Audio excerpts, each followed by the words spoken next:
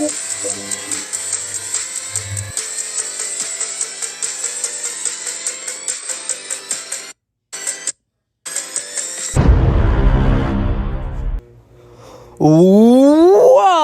is going on, everybody? It is your boy, your man's Toxic Gamble 331. I'm back at it with another video. And today we're doing yet another Toxic tier list ranking. Oh yeah, and if you couldn't tell by all these movies here, we are going to be ranking all the X-Men movies, building up to Deadpool 3, which doesn't even come out till June. So, well, it was originally supposed to come out in May, but the actors and writers strike happened, so it kind of delayed it. But before we get to actual beginning of the video itself, guys, don't forget to subscribe if you're new to the channel, because number one, it's absolutely free. Number two, we're on the road to 600 subscribers now. Just let me do the math here in my head. 58 away now. Really help out your boy if you did subscribe. Also, if you missed my previous Toxic tier list rankings I've done in the past, they're in a playlist on my YouTube channel. If you'd like to check that out, also don't forget to like the video, because let me know that you do like my Toxic tier list rankings, and help with the YouTube algorithm recommend a bit more. And also, do feel free to comment your list down below. This is just my list, and I would love to see yours, so we don't have to have the same opinion on everything, you know? So, yeah, be sure to leave your list down below. But before we start ranking things, here are the categories. We have Best of the Best, which means they're top-tier X-Men movies, and, like, either in between 9 out of 10 or 10 out of 10. It's that good and amazing. Great means it's great, but there's like a minor flaw holding it back, but it's still great. Toxic goodness means it's good, but it has some issues. Okay means it's mixed bag. The positives and the negatives are mixed about the movie, so it's like okay. Haven't seen means I haven't seen it, or I haven't seen it all the way through, so there's that category. And toxic trash means dumpster fire, the worst X-Men movies out there. So, I believe this is released in, this is released, oh, wait, never mind. I was about to say, I think it's released in, wait, are we still recording? Just making sure. I thought it was released in the years each came out, but it's just random order. Alright, so first things first, we got the original X-Men. And the original X-Men, I will put into the great tier. I won't put it in best of the best, because I think there's some movies on this list that I think are better and, like, have more amazing stuff in it. But the first X-Men's a classic. Basically, everyone could argue that this kind of started the comic book movie, like the Marvel movie comic. Yeah, I don't know how to explain it. This basically kind of started the Marvel movie renaissance, where it started to become a thing. And this and Blade. So, this was what kind of brought it to fruition. So, Hugh Jackman, even though most people were hesitant about him being cast as Wolverine, he was a perfect casting choice and one of the best Marvel performances out of, like, all the Marvel movies, including MCU and stuff. James Marsden is really fun as Cyclops. I thought him and Wolverine's dynamic was pretty funny. Famke Jensen, I believe that's how you pronounce her name, as Jean Grey was good. Patrick Stewart and Ian McKellen are flawless as Magneto and Professor X.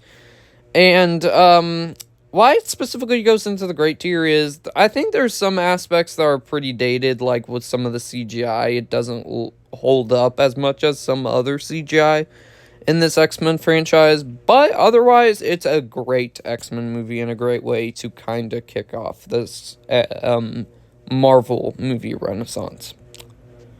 Then we got X2 The Last Stand, and this is neck and neck with the original. I think it's, I don't know. Should I say it's better? I don't know if I should say it's better. These two are like neck and neck for me. Again, sort of the same thing. Why it doesn't go into best of the best for me personally is because I think some of the CGI is dated just like the first X-Men movie. So that's why it doesn't go into best of the best. But otherwise, great new addition in Nightcrawler. He's fun in here.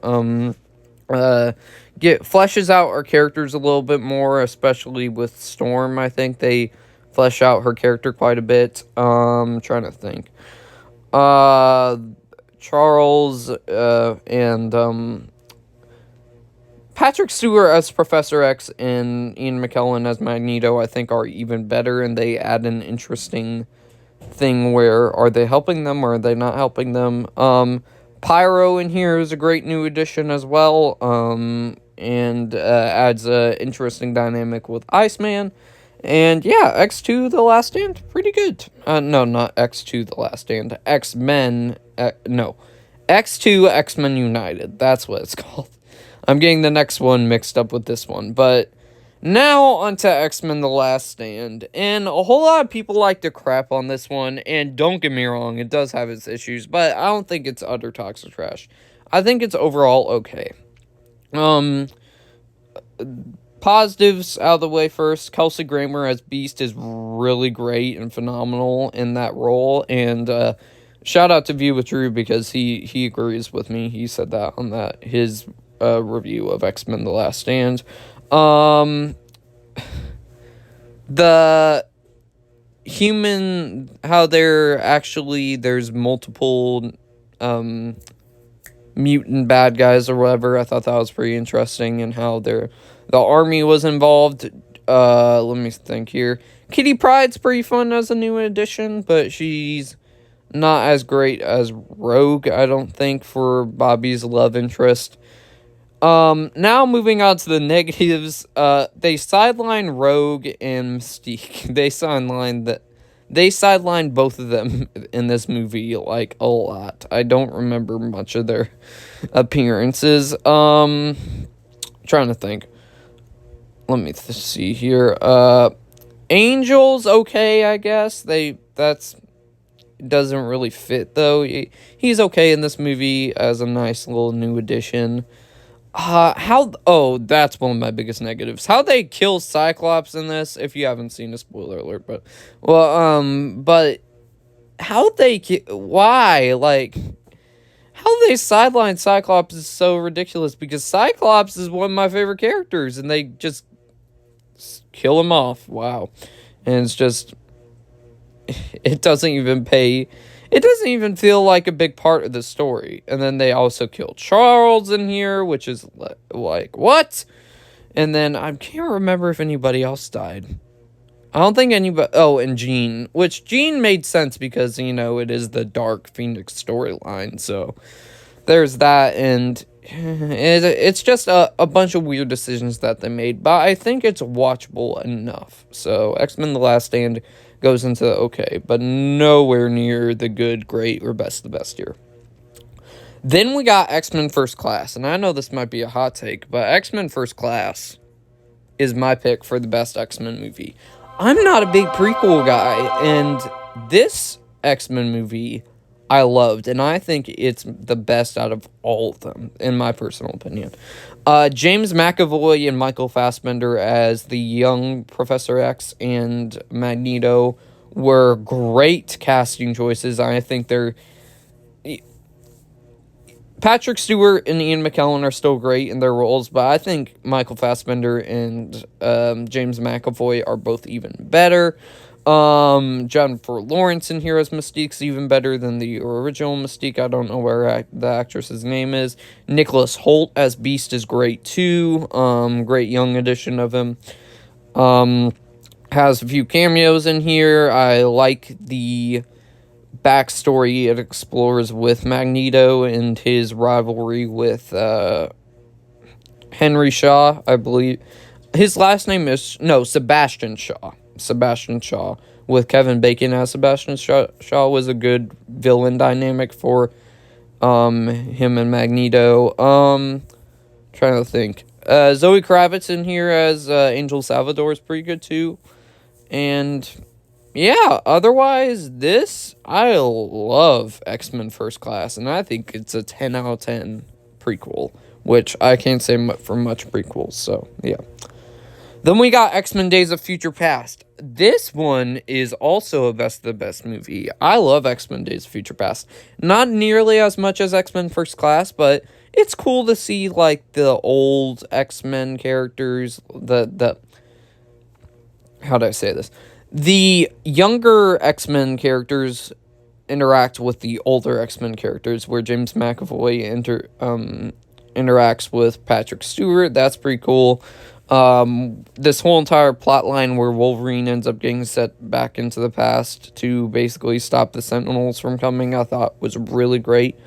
All the new additions are pretty good too, even though they're not an amazing part of the movie. I'm talking about Warpath, Blink, Bishop, and Sunspot.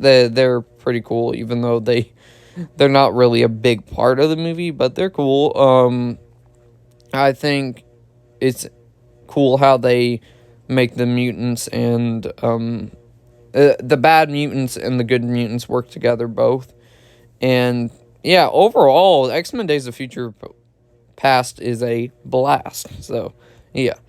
Next up, we got X-Men Apocalypse, where they decided to continue the prequel series, and the first one's in the 60s, then X-Men Days of Future Past is like in the 70s, and then this one they go 80s, and X-Men Days of Future Past, I meant not Days of Future Past, X-Men Apocalypse, sorry, I think is okay.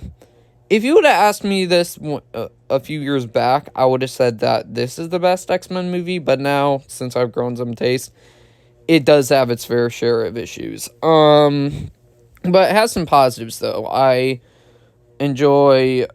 Oh, what's that guy's name? I forgot what his name was, but the dude that plays the main character from Ready Player One as Cyclops is a good young addition of him. Sophia Turner's decent as Jean Grey from the past. And Nightcrawler in here is great as well. And Evan Peters as Quicksilver is still pretty good too. And I forgot to mention that with X-Men Days of Future Past too. The biggest negative I can think of is Oscar Isaac as Apocalypse. I don't know how to feel about it, because there's some aspects where I think he does really good, but there's some aspects where I think he's really goofy. I don't know why. And, X-Men Apocalypse is overall okay. I think it's definitely better than X-Men The Last Stand, but it's nowhere near the best of the X-Men franchise. X-Men Dark Phoenix, one of my least favorite movies of all time. I will give it its credit. Even though I do not like this movie most of the time, I do think that the aspect of Beast wanting to team with Eric to basically avenge Mystique was interesting, but however, the execution was terrible, and I think overall this whole entire movie is terrible. The acting's meh. The whole entire alien subplot with the Dark Phoenix subplot didn't mesh well together, in my personal opinion. And it's just a very jumbled mess, and I do not like X-Men Dark Phoenix whatsoever. Then we have X-Men Origins Wolverine, and if I put it anywhere else above this, I bet people would be very mad at me. But X-Men Origins Wolverine, the same story with X-Men Dark Phoenix, where it's a very jumbled mess, where it was trying to set up this whole entire X-Men Origins universe. Look where that turned out. I'll give it its credit too. It has a couple good performances in here too. I enjoy Taylor Kitsch as Gambit. I thought he was pretty fun. And Ryan Reynolds as Pre-Deadpool's pretty fun too. And Liev Schreiber as Sabretooth's pretty good. But otherwise, do I want to put it in Toxic Trash? Because I think it is watchable, and I think the performances are pretty good for the younger X. What's the group called again? X Factor, right? I don't know what the group's called. But honestly, I'll put it in the back of okay, because the performances are pretty good. So that's why it puts it up there. But it is a very jumbled mess, though. So it's at the back of okay. So hear me out on that one, because I think the performances are still pretty good. Alright, next up we have The Wolverine, which this is definitely better than X-Men Origins Wolverine. I'll put it in the Toxic Goodness category. I like the Japan setting. I enjoy Silver Samurai as the villain, even though the twist was a little bit Hugh Jackman as Wolverine gets more visceral than he does in the previous X-Men movies, which is fun, so there's that. A cool character, I don't know what the character is specifically named, but the bow and arrow guy I thought was pretty cool. Wolverine's relationship with Mariko is pretty well built up. And, yeah, I really enjoy the Wolverine. But even though the Silver Samurai twist is meh, but it's good. I like the Wolverine.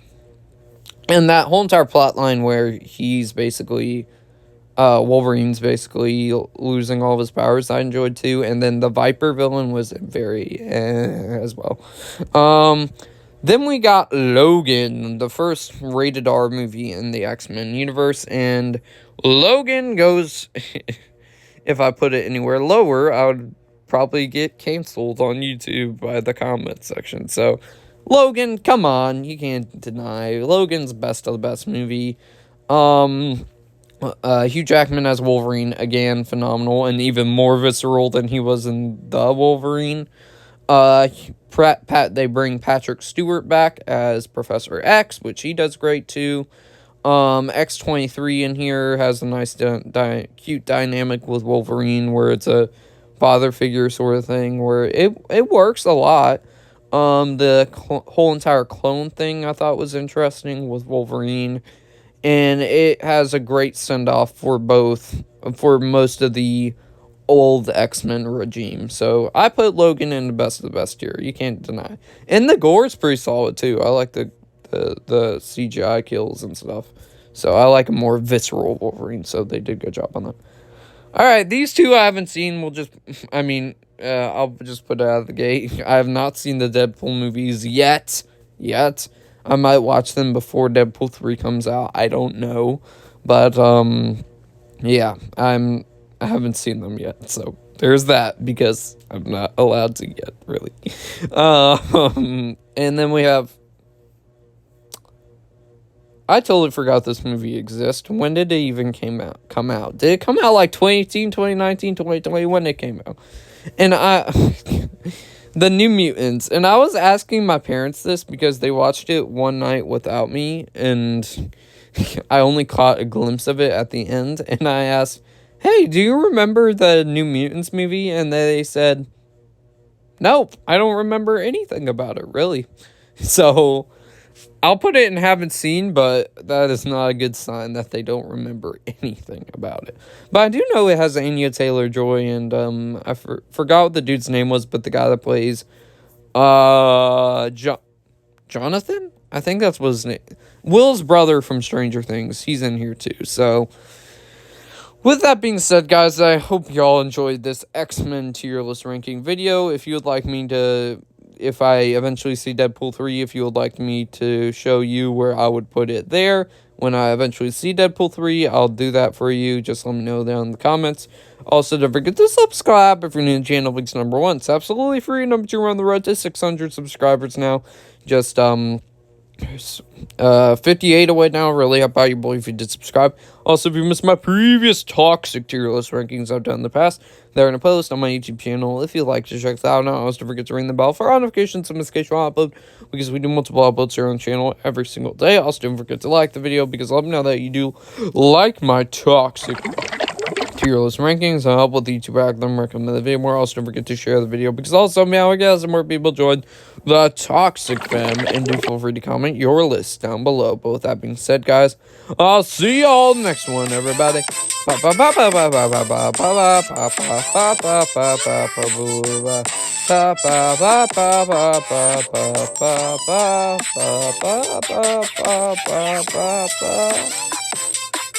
Peace.